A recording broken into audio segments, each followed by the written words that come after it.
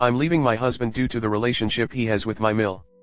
I'm 27, my husband is 30, and his mother is 48. I've always thought she was strange and brushed it off, but after what happened my thoughts have been confirmed. Me and my husband first met in high school, and from there we were practically inseparable and always laughed and hung out with each other. Eventually, when we went to college, he asked me out and wanted me to be his girlfriend, and I gladly accepted. We've been dating for 9 years and married for 2 years now.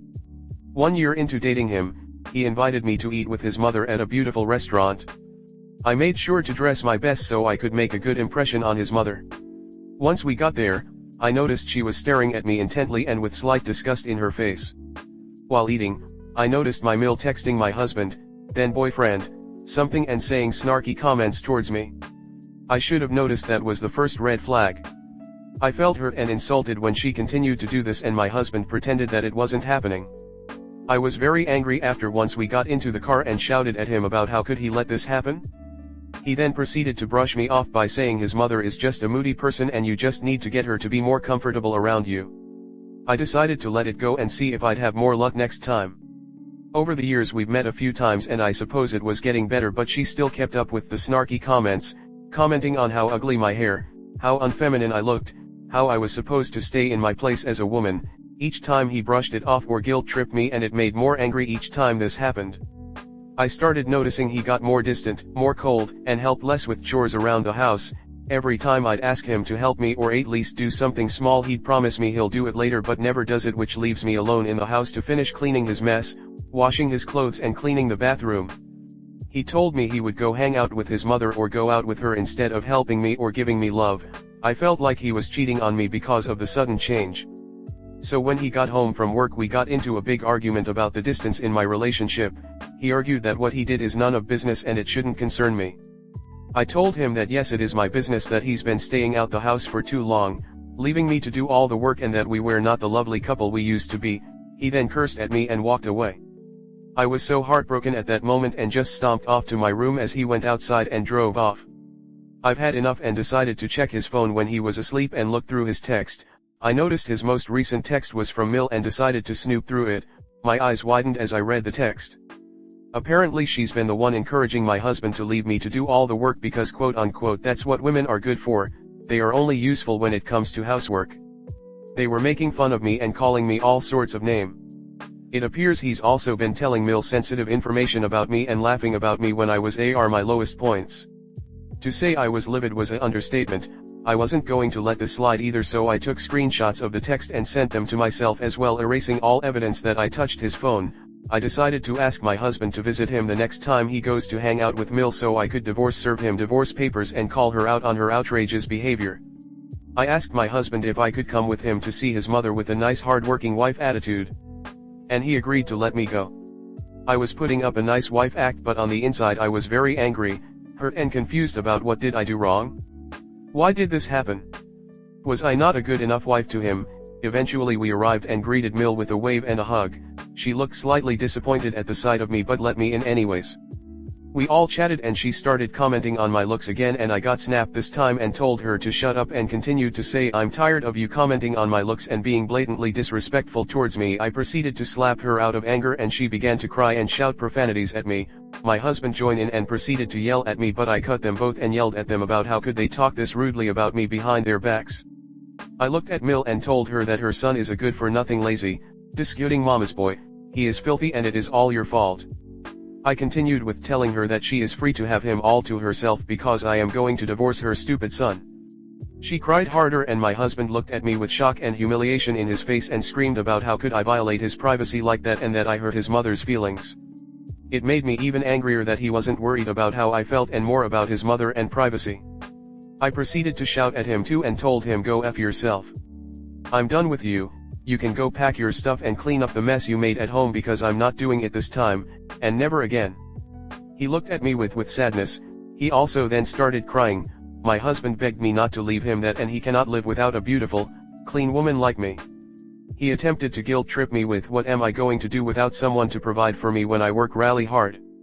I cut him off and told him I don't want to hear it. I will be packing my stuff and selling the house since I paid for it and it is under my name. He has a 1-month notice to pack all his stuff, After this I will be going to live with my family as they've been there for me and understood my situation. Comment. Good on you for ending a relationship with your husband who is in an emotionally incestuous relationship with his mother. He was unwilling to put up boundaries and instead decided to keep her as his primary emotional partner. So gross. I would encourage if you can getting some therapy after this if possible, as this is such an awful thing to happen and you don't want it coloring future relationships. And be sure to go zero contact with these two, as these types have decades of manipulation under their belts and will try to take any advantage they can. They can have each other forever since it sounds like they want to be in their relationship together. Ugh, so gross. If you are going to practice creative writing, keep using paragraph breaks and the ending is too dramatic. Not bad, you lost me at the end though. Also proofread. You've handled this with absolute class all the way, and you ended it with class. Leave these filthy, lazy pigs behind in their own muck and archaic BS, heal yourself and move on to something much better, because I don't doubt that you are capable of succeeding in anything. I'm so sorry you've had to go through all this heartbreak and misery, but good for you. They both deserve it. I hope you can get past this, maybe with the help of a good therapist, and have such a great life without either one of them in it. He never stood up for you and that was the least of what you deserved in your marriage. Good job standing up for yourself. I mean, you should leave for sure. But why is everyone ignoring the fact Op put her hands on two people? That's not okay at all. Go to therapy to work on yourself, unless in self-defense, putting your hands on anyone is not okay.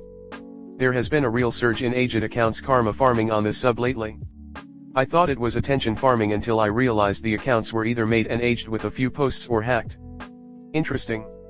Learn text formatting. My god, is that a wreck to read regardless of the fake smell. Next story 2. Daughter asked how I met her dad and I don't know how to tell her that it was through an arranged marriage. My husband loves photography and has a lot of photo albums of everything, and our daughter the other day looked at one that is from when I was pregnant with her. And she asked me a question that she had never asked me before. That question was how I met her dad. When I heard her I froze and didn't know what to say because the day I met him was the worst day of my life. My husband and I got married the same day I turned 18, I met him the day before and it was a horrible experience because I didn't know if he would be an ugly old man, if he would be a good man or a psychopath. It was a blind meeting and it was the worst experience of my life. To this day I wish I could forget all the fear I felt before meeting him. I was lucky and he turned out to be the sweetest person I ever met. Thanks to that we were able to make it work, we fell in love and we created a beautiful family that we are very proud of, but that doesn't mean that we like to tell everyone how we met. About 15 years ago we moved and decided that we would cut off contact with our families to start from scratch in a new place where no one knows us. None of our friends know how we met and we don't want to tell them either. In fact, not even our daughters know because we don't want them to be ashamed or feel negative feelings towards any of us. When my daughter asked me that, I didn't know what to say and I stayed silent until another photo caught her attention and she started asking me other things. I know that at some point she will ask me that again and I want to give her an answer, but I don't know how. My husband and I never planned on telling them the truth and we even created a different story to tell them if they ask us how we met, but the moment she asked me I knew I couldn't lie to her. She has a very idealized image of our marriage.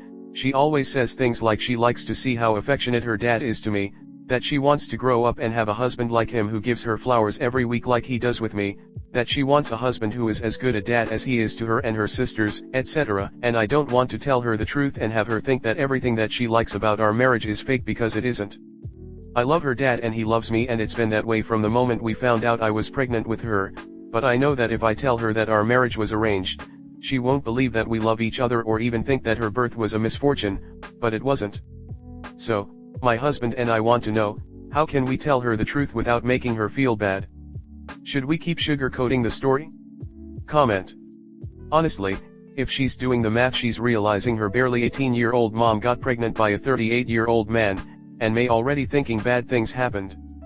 Best to give her the full story as soon as possible. There is a reason she's asking now. At 18, the daughter is already an adult. She deserves to know the truth. Life isn't always full of rainbows and sunshine. She should know there are bad people so that she knows to protect herself. Just say it was an arranged marriage and Op got lucky the dad turned out to be a nice guy. It being an arranged marriage and getting lucky, but still separating from their families because of the trauma/drama, is much better than her mother being groomed by her predator father. Tell her the truth. She is literally older than Up when Up went through this. Tell her, she deserves to know. Given your love for one another, all it shows is that arranged marriage doesn't always have to be bad.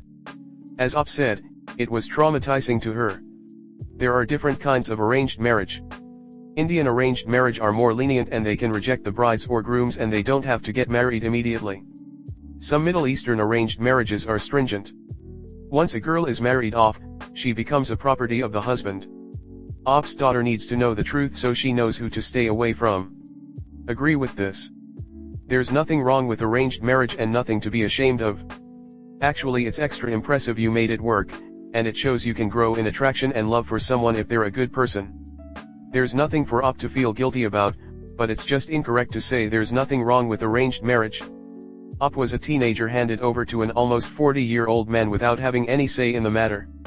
Her life was decided for her when she was a child. She is lucky that the husband treats her well. Many child/teen brides in arranged marriages are essentially enslaved to their husbands. Op correctly assumes the 18-year-old daughter will be horrified that dear old dad bought mom on her 18th birthday. I think by arranged marriage some people mean that the families are involved in searching for the groom, introducing them, chaperoning some of their meetings, etc. But there's still some consideration of whether they get along, time for them to get to know each other, and the woman has the freedom to turn a guy down and vice versa. Meeting him the day before they married and having zero choice is a different situation that I would argue is inherently bad. That being said, falling in love with your arranged marriage partner is a kind of sweet and romantic story, and I don't think Op should be ashamed of telling it. That part that will require some explanation is why the dad, as a 38-year-old man, didn't have enough of a conscience and/or ability to think for himself to realize that marrying someone who was forced into it wasn't a moral thing to do. I mean, I guess he planned to be kind to her and it worked out, but still. Your first paragraph is describing matchmaking, not arranged marriage. In an arranged marriage, traditionally, once the father of the bride-to-be accepts the offer, the girl cannot refuse without dishonoring the family. If the couple were both children when the marriage got arranged, then growing to love each other would be a sweet, romantic story. But the husband was 38 and married a girl who had never met him on the first day it was legal to marry her. The fact that he treats her with love and kindness doesn't undo the fact that Op never had the option to determine her own destiny. I would even argue that good men's participation in a bad tradition is what perpetuates the tradition that does so much harm to girls and women.